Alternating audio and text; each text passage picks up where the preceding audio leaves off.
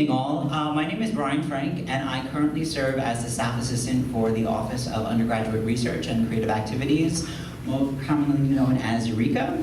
I'm also a member of the Shirley Strum-Kenny Student Arts Festival Planning Committee, and I am delighted to introduce the next department segment to take the stage tonight. The Creative Writing Program offers a way for students to write compellingly about issues at the core of their experience. The program develops skills and promotes creative thinking about the nature of truth and about the time and place in which our imagination lives.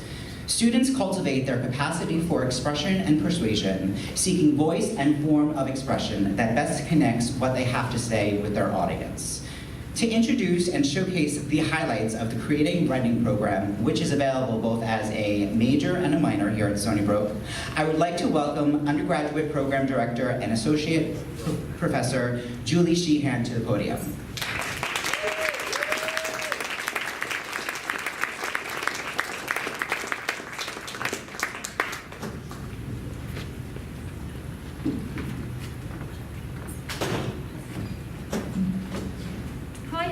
Thank you, Brian. And I'm just delighted to be here and to be launching this new program. We're so excited to have a Bachelor of Fine Arts in Creative Writing for undergraduates.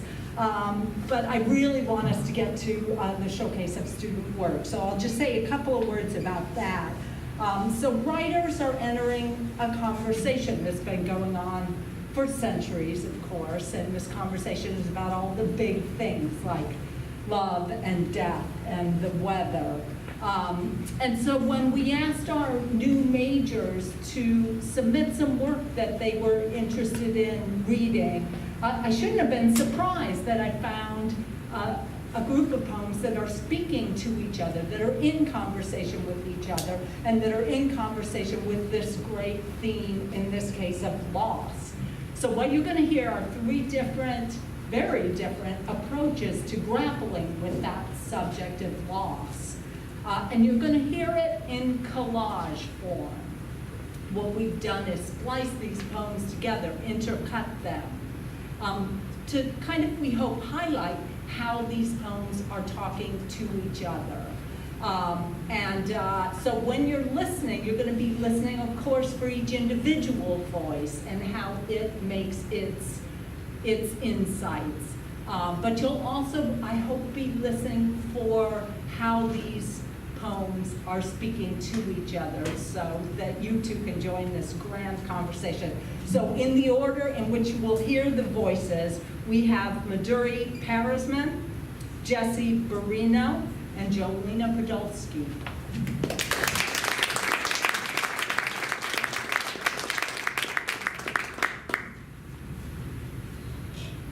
I bump into you.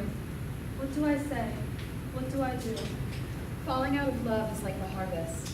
I believe in the Father and the Son and the Holy Spirit. The bounty you've created can no longer survive the chill that has rent the air and must be cut down before it shrivels and dies with no hope for recovery.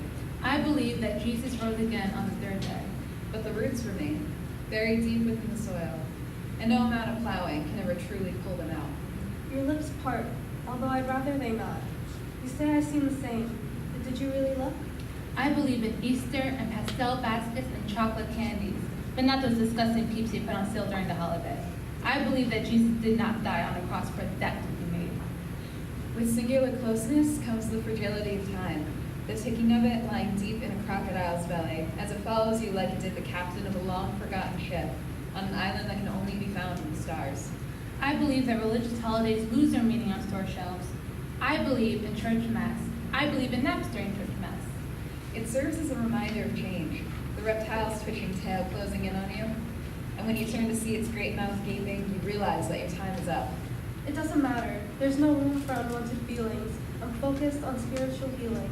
Well, not focused. I can't tell where my head is at. And while many don't believe this, I believe that bad people can make it to heaven too. I believe in forgiveness. But it isn't relevant. The fact of the matter is that the brown in your eyes are brighter than usual. My gaze drops to my feet. How clumsy of me. Or rather, how rude of you for taking more of my time after discarding those long nights full of cherished memories and replacing me with who? Fairy tales end when they do for a reason. The happily ever after would hold no meaning if placed after the first argument over furniture in the bedroom. I believe that my mother and my father love me a lot. Some people may not believe that, but trust me, they do. I know they love me because I haven't been kicked out of the house yet. The first kiss would be irrelevant after seeing Prince Charming steal the virtue of the maid while his princess lay waiting for him. I know they love me because they drive to the store and buy me Seagram's ginger ale when I'm puking my guts out in the sink. I know they love me because they tolerate my political beliefs. My parents do not believe in my political beliefs, but that's okay. I believe that my parents still love their Democrat of a daughter. They stop at the opportune moment, while life is at its highest peak to keep you from the obvious truth. You think you're in a fairy tale, but it'll never have a happy ending. I believe their love, if measured properly, is the size of the sun. I also believe that one day the sun will collapse and crumble into small stone smithereens.